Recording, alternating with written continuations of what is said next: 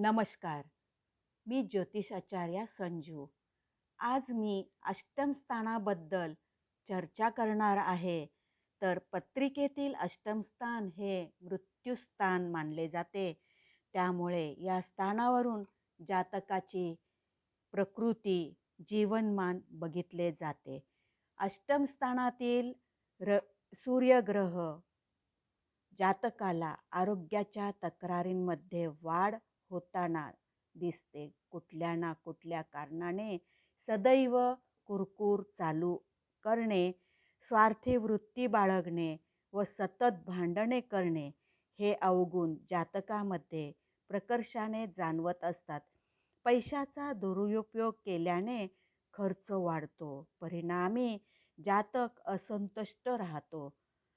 अष्टम स्थानातील सूर्याच्या प्रभावामुळे जातकाच्या पत्नीचेही आरोग्य चांगले राहत नाही. जातक आकस्मिकपणे कुठल्या ना कुठल्या भानगडीत अडकण्याची शक्यता असते. मात्र या काळात अचानक धनलाभही होऊ शकतो. असे हे अष्टम स्थान,